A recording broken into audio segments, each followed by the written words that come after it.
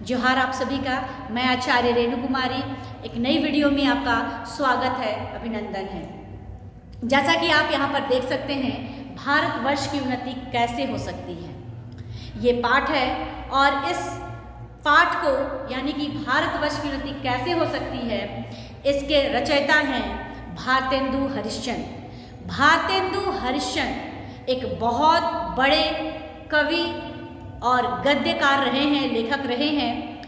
इनके नाम से आधुनिक काल का एक युग ही चला और आधुनिक काल यानी कि आधुनिक काल में गद्य में कदम रखने वाले भारतेंदु हरिश्चंद्र ही थे।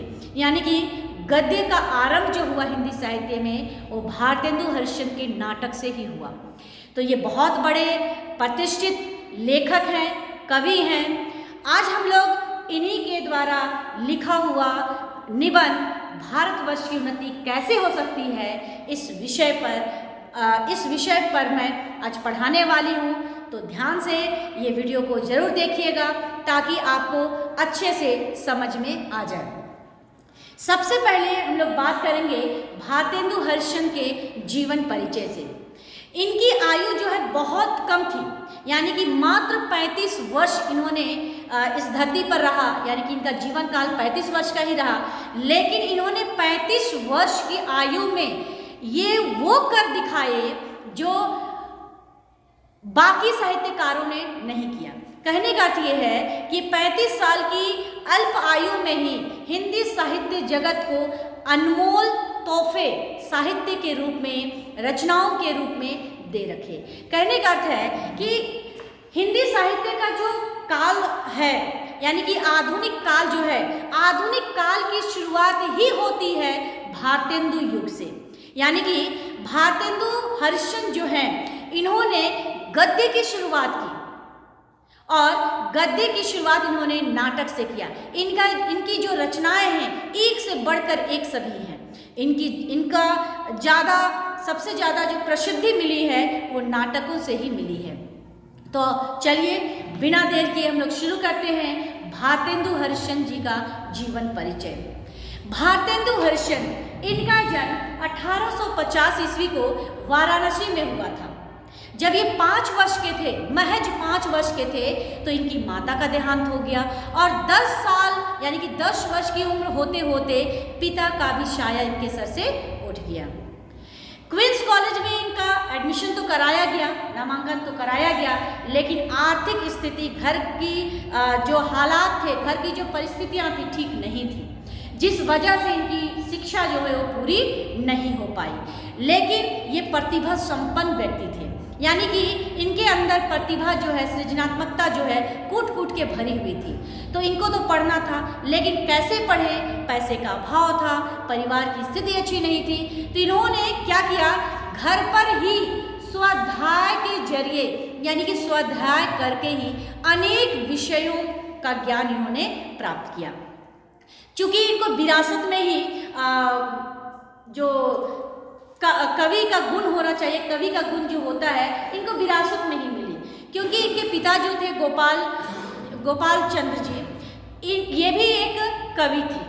तो पिता से ही कवि के जो गुण होते हैं, एक लेखक के जो गुण होते हैं, वो इनको विरासत में ही मिली। और यही कारण है कि इन्होंने बहुत ही कम उम्र में एक प्रतिष्ठित लेखक के रूप में हिंदी साहित्य में अपनी जगह स्थापित की। इनका निधन जो हुआ 1885 ईस्वी में, है ना, 1885 ईस्वी में इनका निधन हुआ। 50 में जन्म हुआ, 85 में इनका निधन हो गया। और इन्हीं के नाम से आधुनिक काल का जो पहला पड़ाव है, यानी कि आधुनिक काल की जो शुरुआत हुई है 1850 से 1900, ये ईस्वी जो कहलाता है, ये युग जो कहलाता है, भारतेंदु युग ही कहलाता है। इसीलिए इनको युग निर्माता भी कहा जाता है। यहाँ पे सबसे पहला ही लाइन में लिखा हुआ है कि भारतेंदु जो थे युग निर्माता थे, यानी कि युग निर्माता इनको कहा जाता है क्योंकि आधुनिक काल का जो पहला युग है वो भारतेंदु के नाम से ही है। भारतेंदु युग 1850 से 1900 ईस्वी। उसके बाद 1900 के बाद आपका दूसरा युग शुरू होता है, द्विवेदी युग शुरू होता है। ठीक है, तो इसीलिए इनको आधुनिक हिंदी का निर्माता कहा जाता है। अब आते हैं इनके साहित्य में। इनका साहित्य कैसा रहा,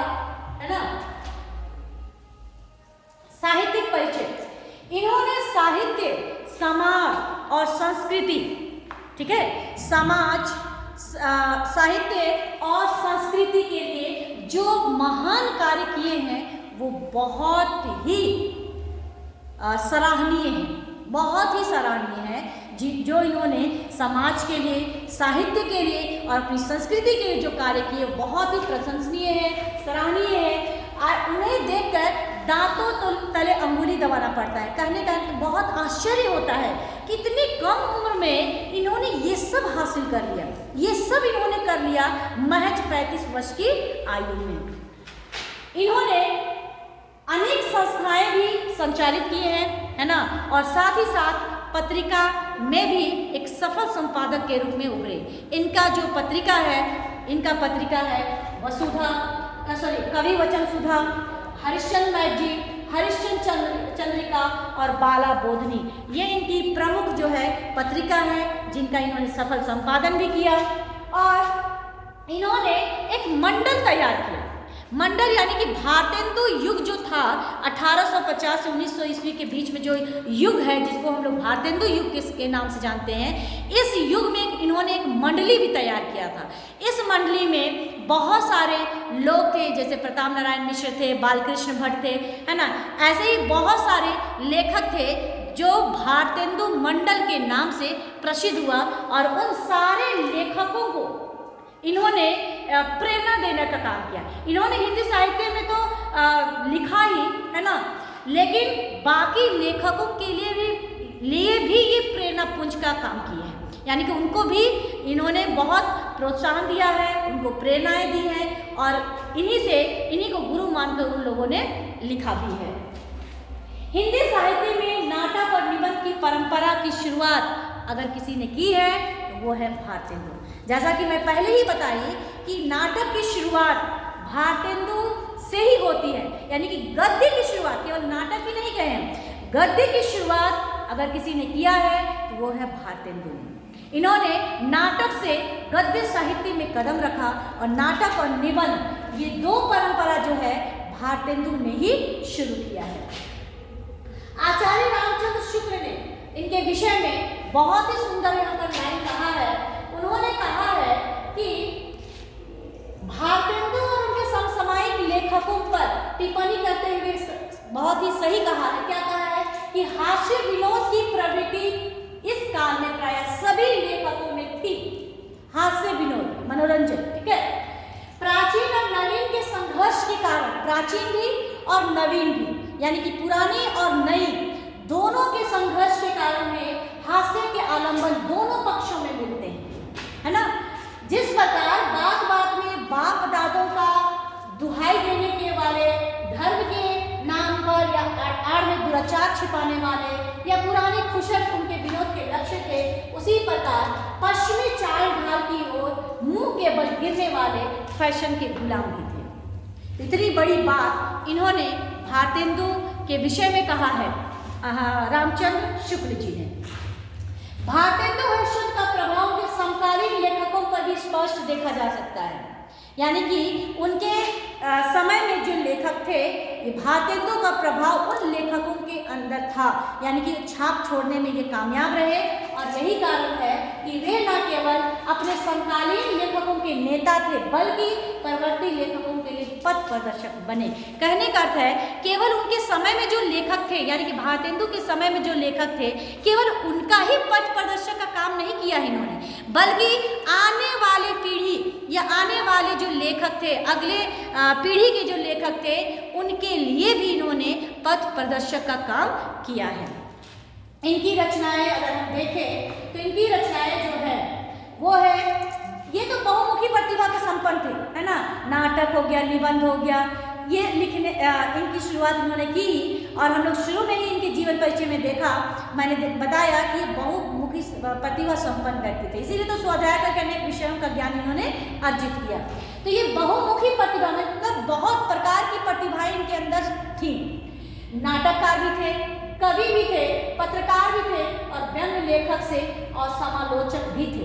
कहने का अर्थ है कि सभी प्रकार के गुण, एक कुशल साहित्यकार के अंदर जो गुण होने चाहिए वो सारे के सारे गुण इनके अंदर मौजूद थे। इसलिए एक कुशल लेखक भी बन पाए, यानी कि नाटककार बन पाए, कवि बन पाए, समालोचक बन पाए, आलोचक बन पाए, और यहाँ तक कि एक हास्य विनोद प्रवृत्ति के भी लेखक ये बनते हैं।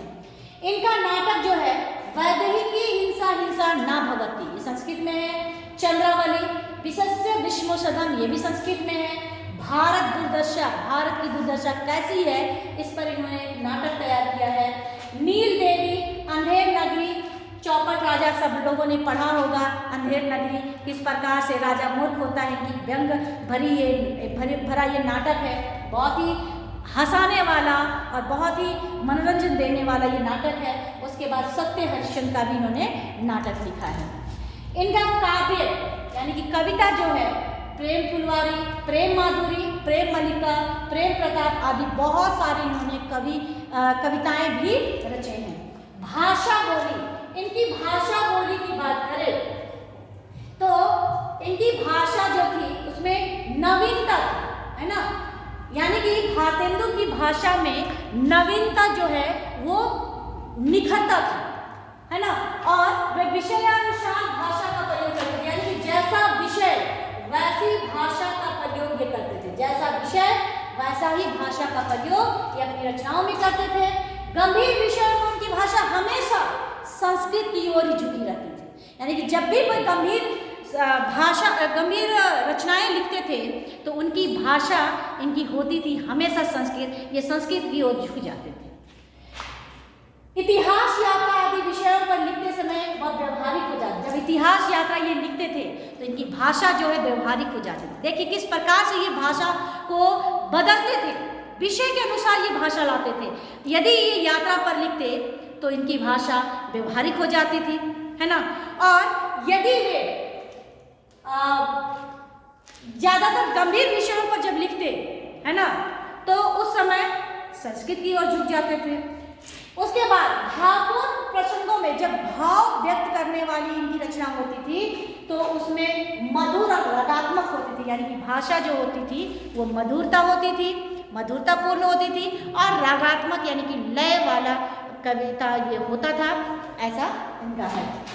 फिर है मुहावरों और लोकोक्तियों के प्रयोग से उनकी भाषा में अधिक सजीवता, जीवंतता आ जाती थी, यानी कि भाषा के प्रयोग करने में ये एकदम उस्ताद थे। किस विषय पर कौन सी भाषा लानी है, किस विषय पर कौन सा शब्द का प्रयोग करना है, ये इसमें माहिर थे। ये बहुत अच्छे कुशल एक लेखक थे, इसीलिए मैं बार बार कह रही हूँ कि ये बहुत ही कम उम्र में हिंदी साहित्य को एक अनमोल भेंट दे करके ये दुनिया से चले गए। तो इस प्रकार से इनका ये जीवन परिचय है, साहित्यिक परिचय है, और किस प्रकार से इनकी भाषा पर कमांड थी, स्वाध्याय करके किस प्रकार से अनेक भाषाओं का ज्ञान अर्जित किया था, ये सब मैंने इसमें जाना। आप आशा करती हूँ कि ये सभी चीज़ें आपको भी समझ में आ गई होगी। अब हम लोग देखते हैं इनका लिखा हुआ भारतवर्ष की उन्नति कैसे हो सकती है, इस पर इन्होंने क्या कहा है, कैसे सुधर सकते हैं भारत के लोग, भारत की स्थिति कैसे सुधर सकती है, ये सब इस निबंध में इन्होंने बताया है। सबसे पहले हम लोग जानेंगे कि ये निबंध जरूर है, लेकिन ये इन्होंने भाषण के लिए इसको तैयार किया था, क्योंकि भारतेंदु हरिश्चंद्र के जो मित्र थे उन लोगों ने इनको कहा था कि ददरी मेला जो बलिया के छोटे से नगर, बलिया छोटा सा नगर है, वहाँ पर ददरी मेला लगता है, तो वहाँ पर इनको भाषण देने के लिए कहा था और विषय दिया था कि भारत की उन्नति कैसे हो सकती है, इस पर आप निबंध भाषण दें। तो इन्होंने इसको लिपिबद्ध किया था, है ना। तो भारत की उन्नति कैसे हो सकती है, वही भाषण यहाँ निबंध के रूप में आपके पाठ्यक्रम में है। तो हम लोग जानेंगे कि आखिर भारत की उन्नति कैसे हो सकती है, इन्होंने इसमें क्या सुझाव दिया है, क्या करने को कहा है भारतीयों को, और इन भारतीयों की हालत दिन ब दिन खराब होती जा रही है, वो विकासशील के रास्ते पर नहीं बल्कि पतन के रास्ते पर जा रहे हैं। आखिर ऐसा क्यों हो रहा है, क्यों ऐसा भारत जो है वो विकास नहीं कर रहा है, बल्कि जो विदेशी देश है वो लगातार विकास करते जा रहे हैं। तो उनमें और हमारे में क्या फ़र्क है, यही इस पाठ में समझाया गया है।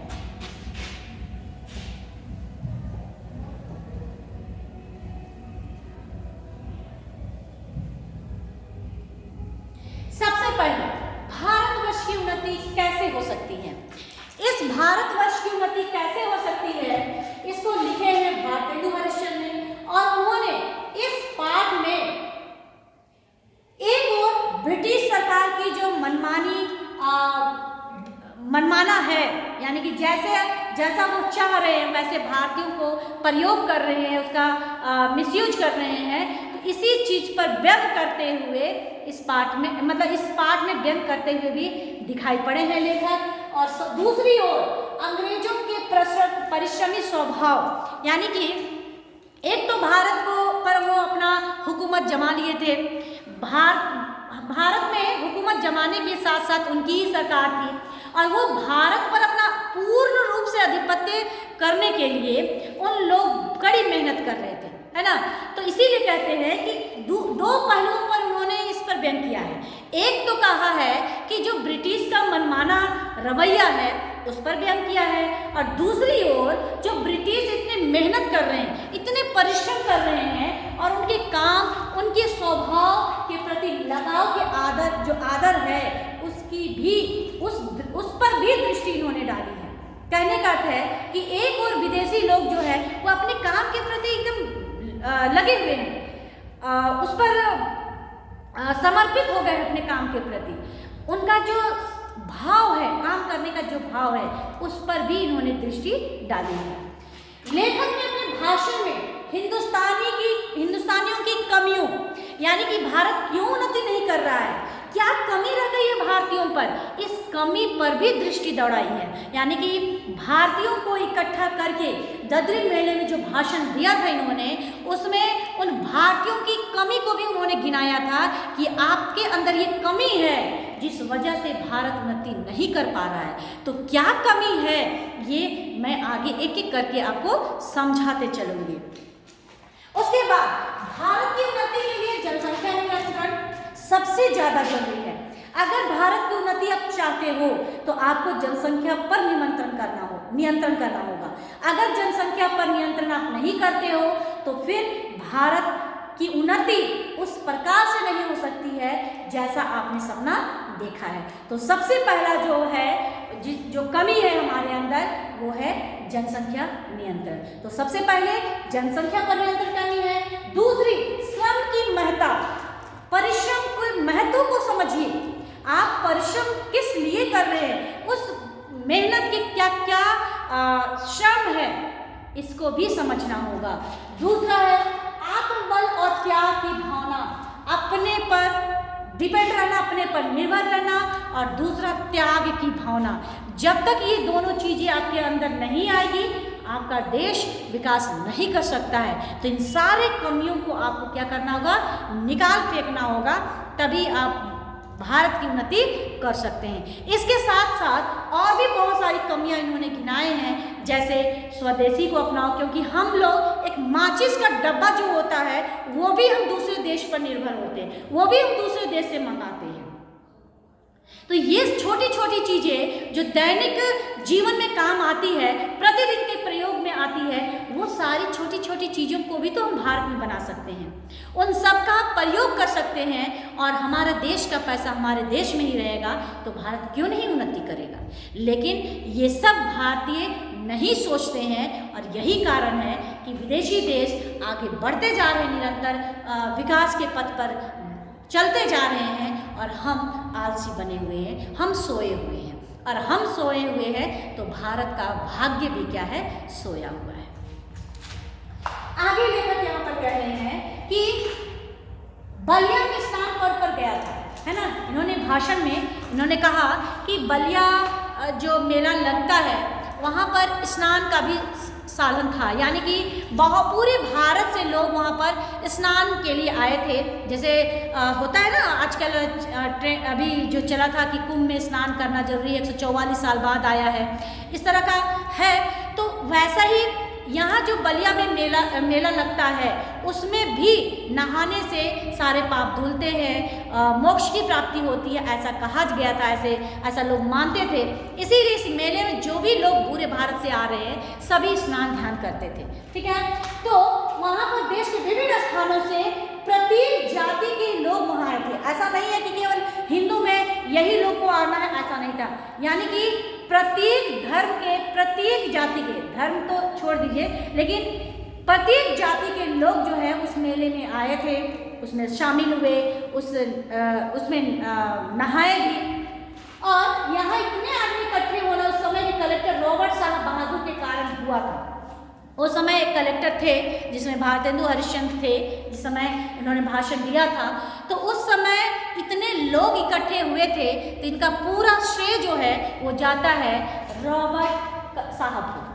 उस समय के कलेक्टर थे, इन्हीं रॉबर्ट साहब के जिम्मे था, और इन्होंने ही इतनी भीड़ जो है यहाँ पर इकट्ठा की थी। लेखक रॉबर्ट साहब को बादशाह अकबर के समान मानता था। रॉबर्ट साहब को मुगल काल के जो राजा थे अकबर, उनसे यहाँ पर तुलना की गई है कि कलेक्टर रॉबर्ट साहब जो है वो अकबर के समान है ना, मुगल के राजा अकबर के समान है। जैसे अकबर के दरबार में अबुल फजल, बीरबल, टोडरमल थे, यानी कि अकबर को विकसित करते थे, अकबर को शक्तिशाली बनाते थे, तो उनके पीछे उनके नौरत्न थे, है ना। जैसे टोडरमल हो गए, अबुल फजल हो गए, बीरबल हो गए, ये सब उनके दाएं बाएं हाथ थे, यानी कि उनके शक्ति थे ये सभी। उसी प्रकार से रॉबर्ट साहब जो है वो उनके शक्ति थे, इसीलिए उनके कहने पर इतने लोगों को उन्होंने इकट्ठा करके रखा था। रॉबर्ट साहब के साथ मुंशी चतुर्भुज सहाय और मुंशी बिहारी लाल साहब थे। यानी कि यहाँ पर लेखक जो है भारतेंदु हरिश्चंद्र ने इस मेले में इतनी भीड़ और उनके भाषण में इतने लोग इकट्ठा हो पाए थे, तो इन्होंने आभार व्यक्त किया है उन लोगों के प्रति जिन लोगों की सहायता से इतनी भीड़ हो पाई थी। इसलिए रॉबर्ट साहब के साथ साथ उन्होंने मुंशी बिहारी लाल को और चतुर्भुज सहाय को भी उन्होंने धन्यवाद दिया, उनका आभार व्यक्त किया है।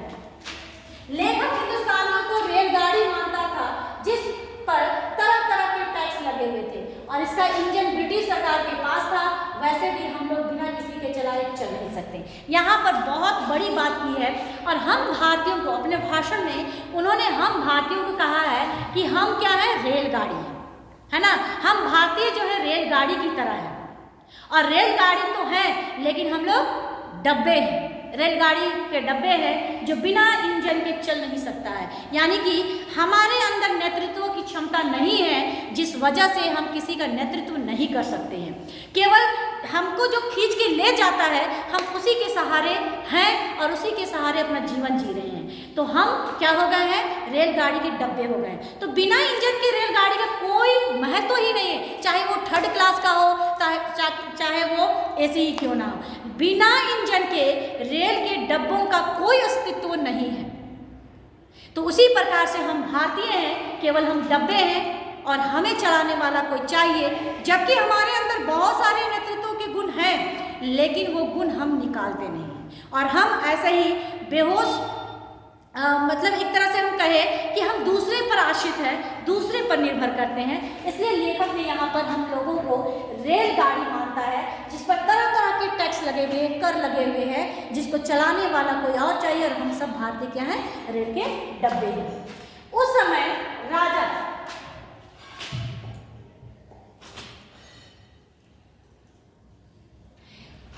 यहाँ पर कहा गया है, जिस समय इन्होंने भाषण दिया था उस समय की बात करते हुए कह रहे हैं कि राजा महाराजा नवाब रईसों के पास अपनी झूठी प्रशंसा होती थी, क्योंकि ये जिस समय की बात कर रहे हैं उस समय भारत परतंत्र था, यानी कि भारत आज़ाद नहीं था, और उस समय राजा महाराजाओं की सत्ता थी। और इसीलिए कह रहे हैं कि उस समय जो राजा महाराजा थे वे लोग अपनी ही झूठी प्रशंसा से फुर्सत नहीं मिलती थी, यानी कि अपने में ही सिमटे रहते थे, अपनी ही बड़ाई करते थे। इसलिए दूसरे को न सोचने की फुर्सत थी और न दूसरे के बारे में कुछ करने की लालसा थी, क्योंकि अपने से फुर्सत मिले तो ही दूसरे के बारे में सोचेंगे। इसलिए अपने ही मुँह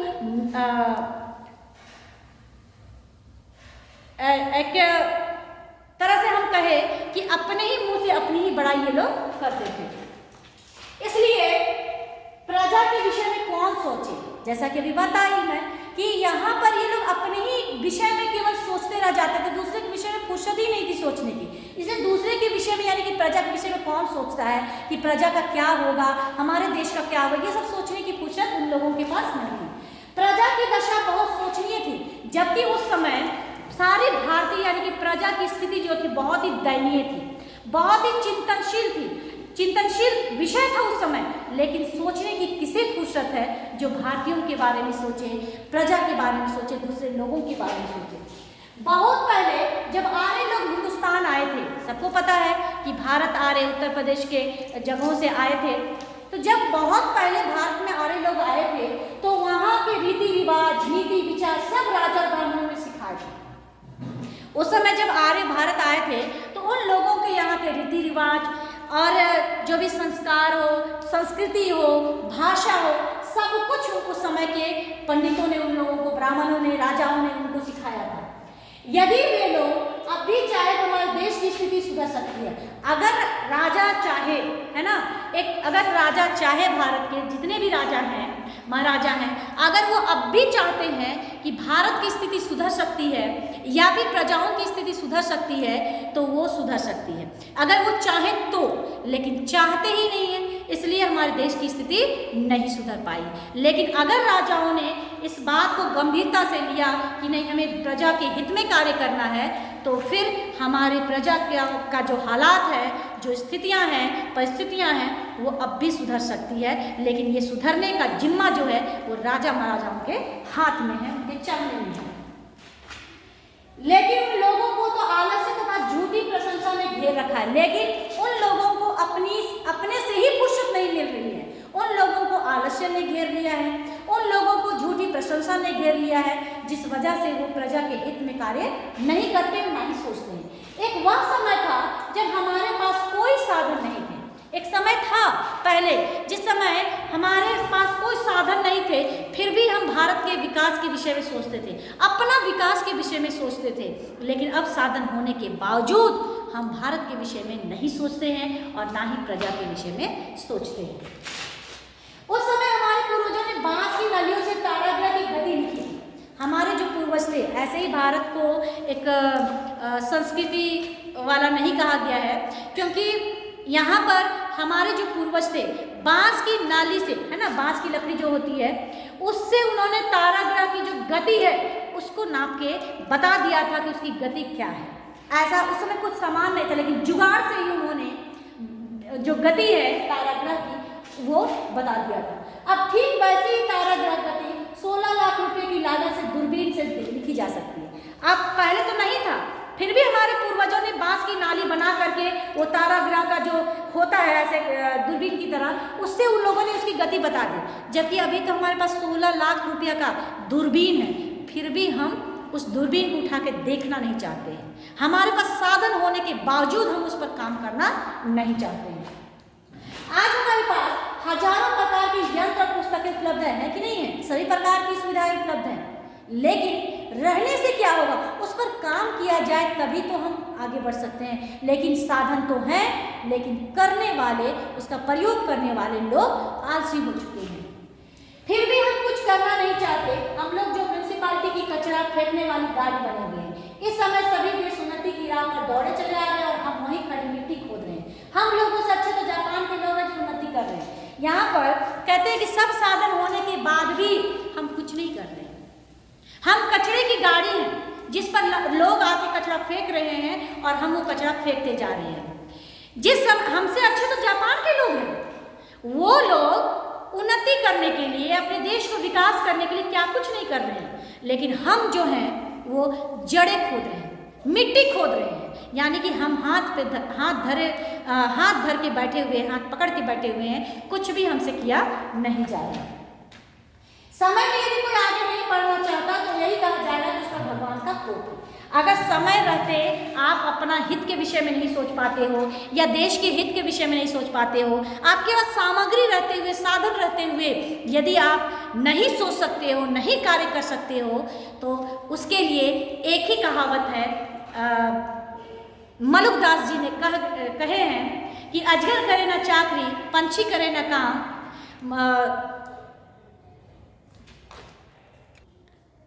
सबके दाता राम। यानी कि अजगर करे न चाकरी, पंछी करे न काम, मलुकदास जी कह गए सबके दाता राम।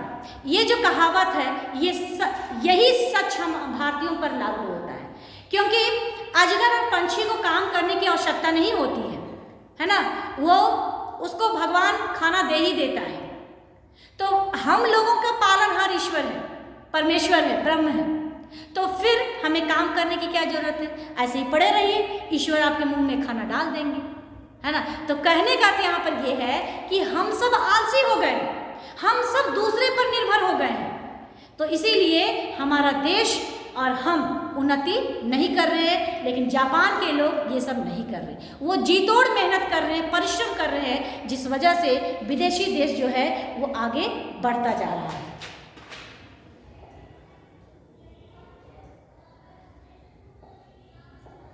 आगे इन्होंने कहा है कि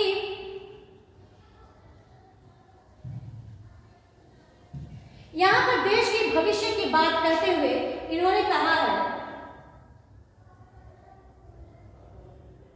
कि हमें रुपया बढ़ाने की सोचनी है ना। यहां पर देखिए,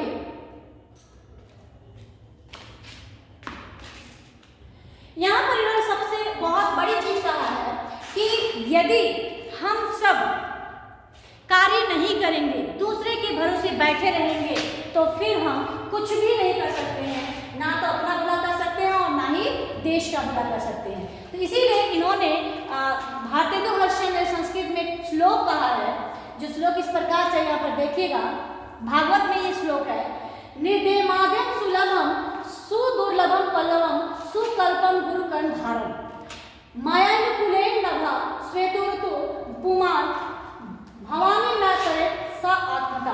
अर्थात मनुष्य जन्म से लेकर के, है ना, मनुष्य जन्म से लेकर के गुरु की कृपा प्राप्त करके तथा भगवान का आशीर्वाद साथ हो तो मनुष्य संसार के सागर को पार ना करे तो हत्यारा ही कहलाएगा, आत्महत्यारा ही कहलाएगा। कहने का अर्थ है कि आपका मनुष्य के रूप में जन्म हुआ है, आपके ऊपर ईश्वर की कृपा है ना, भगवान की कृपा है, दूसरी गुरु की कृपा है, और तब भी आपका कल्याण नहीं होता है, तो ये मनुष्य का हत्यारा, अपने आप का हत्यारा आप खुद होइएगा। ठीक है। आगे कहा है कि उस समय ऐसी ही स्थिति हिंदुस्तानियों की थी, यही सेम स्थिति हिंदुस्तानियों की थी, सभी चीजें मौजूद है, गुरु की कृपा है, फिर भी हम उन्नति नहीं कर रहे हैं। तो क्यों नहीं कर रहे हैं? क्योंकि उन्हें अंग्रेजी सरकार से सभी प्रकार के साधन उपलब्ध थे, लेकिन उन्हें उन्नति नहीं करनी चाहिए। हम चाहेंगे तभी तो उन्नति कर सकते हैं ना। उस समय सब कुछ उपलब्ध था ब्रिटिश सरकार के पास, लेकिन हम कभी नहीं चाहे कि हम उन साधनों का सफल प्रयोग करें, अच्छा प्रयोग करें। हम सोए हुए थे, हम नहीं जगे हुए थे, और इसी कारण से उन सारी वस्तुओं का प्रयोग हम नहीं कर रहे थे। सोचा ही नहीं, कभी दिमाग ही नहीं लगाया। उस समय हम कुएं के मेंढक बने रहे, जो कुएं का मेंढक कुआं में रख करता है कि हाँ इतना ही बड़ा संसार है, लेकिन जब कुआं से मेंढक बाहर निकलता है कहता बाप रे इतना बड़ा, इतनी बड़ी दुनिया है। वही काट के उल्लू बने, वही कुएं के मेंढक बने हुए हैं, काट के उल्लू बने हुए हैं, और पिंजरे के गंगा राम ही बने हुए हैं। यानी कि जहाँ पर हम हैं बस उसी में सीमित रह गए हैं, और हम उतना ही बने हुए हैं। तो इसीलिए यहाँ पर लेखक बार बार कह रहे हैं कि हम हिंदुस्तानी आलसी हो गए हैं, प्रयोग साधन का सही प्रयोग करना नहीं जान पाते हैं। आगे कहा है कि यहाँ पर कि अगर लोगों से उन्नति की बात करो तो वो कहेंगे कि हमको अपने ही काम से छुट्टी नहीं मिलता है, तो हम देश का भला कहाँ से करेंगे? अपने पेट के मारे छुट्टी नहीं मिलती तो हम देश के विषय में क्या सोचेंगे? तो उसके लिए भी इन्होंने बहुत बड़ी बात कही है कि इंग्लैंड भी कभी खाली पेट था, है ना। इंग्लैंड की तुलना करते हुए कहे हैं कि इंग्लैंड भी कभी खाली पेट था, लेकिन उन्होंने एक हाथ से अपना पेट भरा और दूसरे हाथ से देश का भला किया, देश के भविष्य के विषय में सोचा, देश के विकास के विषय में सोचा। यानी कि दो हाथ है, दोनों हाथ का सफल प्रयोग किया, सही प्रयोग किया, और आज इंग्लैंड आगे बढ़ चुका है। ठीक है। वहां लोग खाली बैठना पसंद नहीं करते, लोग गप्पों में भी देश के भविष्य की बात करते हैं। इसका प्रसंग यहाँ पर दिया हुआ है, इससे जुड़ा हुआ कहानी मैं बताती हूँ। देखिए वहाँ के लोग, इंग्लैंड के जो गाड़ीवान होते हैं, गाड़ीवान यानी कि ड्राइवर जो होते हैं, है ना, और भारत के जो ड्राइवर होते हैं, उसकी दोनों की सोच के बताई गई है यहाँ पर।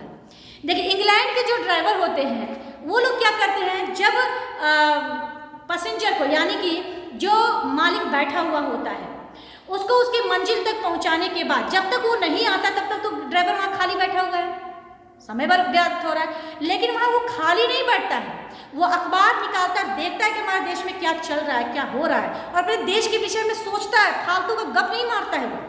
लेकिन हमारे जो भारतीय ड्राइवर है क्या करते हैं, जब वो मालिक को अपने स्थान पर उतार देते हैं तो जो बीच का समय होता है उनके आने से पहले का जो समय होता है उस समय हमारे यहाँ के ड्राइवर गप्पे हाँकते हैं, वो भी फालतू का, गांजा पीते हैं, हुक्का पीते हैं और अपना समय व्यर्थ करते हैं। तो बताइए इंग्लैंड तरक्की करेगा या भारत तरक्की करेगा? जाहिर सी बात है इंग्लैंड ही तरक्की करेगा, जब वहाँ के एक एक लोग जो हैं वो सोचते हैं देश के विषय में। वहाँ के लोग जो है हर एक पल जो है एक क्षण जो है वो देश के हित के विषय में सोचते हैं, देश के विकास के विषय में सोचते हैं। और हमारे यहाँ के लोग हर पल को ऐसे ही व्यर्थ गवा दे रहे हैं, ना तो देश के विषय में सोच रहे हैं और ना ही अपने विषय में सोच रहे हैं। तो इस प्रकार से हमारा देश उन्नति ना करके अवनति कर रहा है और विदेशी देश जो है वो उन्नति करते जा रहा है। तो इसलिए व्यर्थ समय नहीं गंवाना है, जो भी आपको समय मिल रहा है, जैसा भी समय मिल रहा है, आप एक हाथ से अपना पेट भी भरिए और दूसरे हाथ से अपने देश के विषय में भी सोचिए।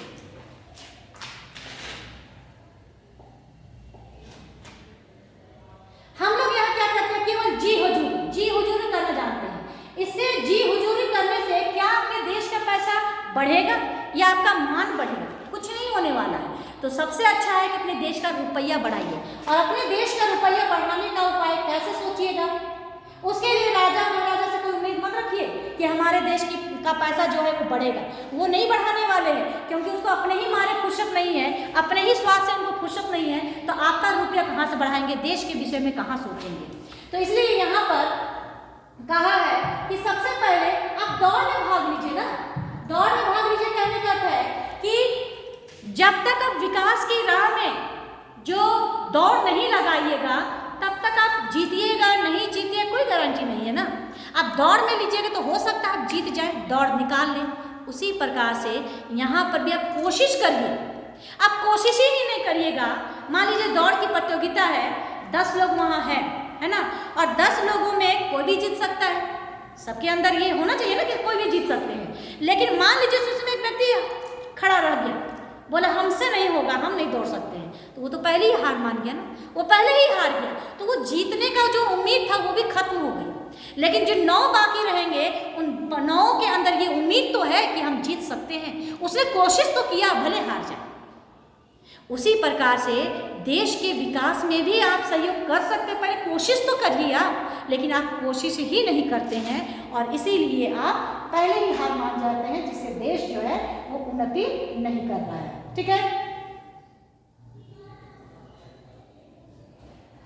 यहाँ पर जो जाति के नाम पर, धर्म के नाम पर जो लड़ाइयाँ होती हैं उसका भी इन्होंने उस पर भी इन्होंने बात कही है। जैसे हिंदू और मुस्लिम है ना, हिंदू और मुस्लिम आए समय, प्राचीन समय से ही लड़ाइयाँ होती आ रही है, आप सुनते आ रहे हैं, पीढ़ी दर पीढ़ी सुनते आ रहे हैं। तो यहाँ जब हम जानते हैं कि हमारा भारत जो है धर्मनिरपेक्ष देश है, यहाँ सभी धर्मों के लोग रहते हैं, तो सभी धर्मों के प्रति समान भाव रखना चाहिए ना। अब हिंदू है मुस्लिम को नीचा दिखाएंगे, मुस्लिम है हिंदू को नीचा दिखाएंगे, तो ऐसे में आप अपने में लड़कर जाइएगा और जो बाकी लोग हैं वो आप पर आधिपत्य जमाकर वो ताकतवर बन जाएंगे और आप कमजोर हो जाइएगा।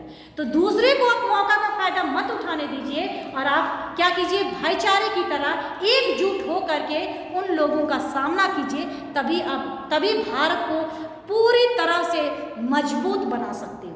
चाहे भाषा की बात हो, चाहे धर्म की बात हो, चाहे आर्थिक स्थिति की बात हो, सामाजिक दृष्टि की बात हो, सभी पक्षों में आप मजबूत तभी कर सकते हैं जब सारे भारतीय एकजुट होकर के लड़ाई करेंगे।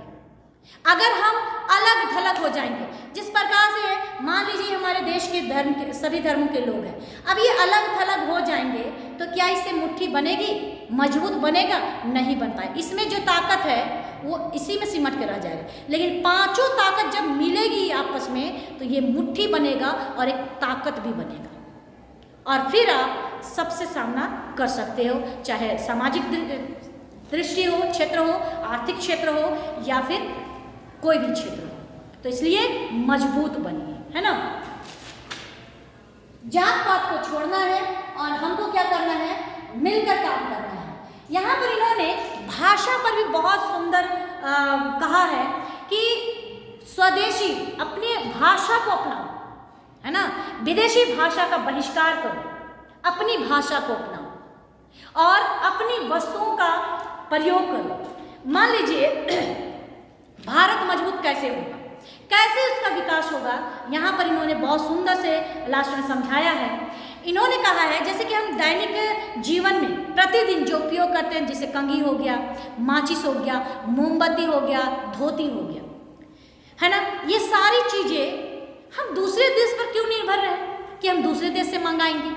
क्या इन सभी चीज़ों का उपयोग, इन सभी चीज़ों का उत्पादन हम नहीं कर सकते हैं? बिल्कुल कर सकते हैं, लेकिन हमारा ध्यान इन सब चीज़ों में नहीं जाता है और हम बाहर से विदेशों से मंगाते हैं। ये तो वही बात हो गई ना कि शादी किसी और की है, मतलब हमारी शादी है और हम भाड़े में सूट बूट पहन करके, चश्मा सब कुछ भाड़े में लेकर के पहने हैं और चले गए महफिल में रंग जमाने।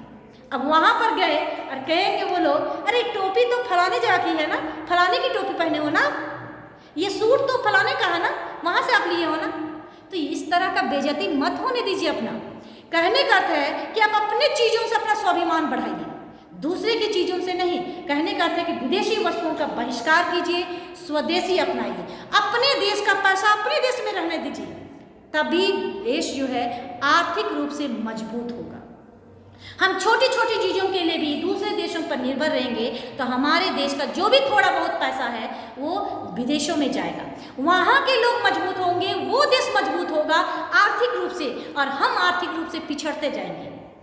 तो जरूरी है आप सभी को जागरूक होने की, और यही जागरूक करने का काम भारतेंदु हरिश्चंद्र करते हैं कि स्वदेशी अपनाइए, वस्तुओं को अपनाइए, भाषा को अपनाइए और अपने देश की हर क्षेत्र में उन्नति कीजिए, चाहे सामाजिक क्षेत्र हो, आर्थिक क्षेत्र हो, चाहे जो भी क्षेत्र हो, हर क्षेत्र में आप अपने देश की उन्नति के विषय में सोचिए। और भारत की उन्नति तभी हो सकती है जब भारत का हर एक नागरिक देश की उन्नति के विषय में काम करे, उसमें सहयोग दे, उसकी सहभागिता हो, तभी भारत सभी पक्षों में मजबूत हो पाएगा।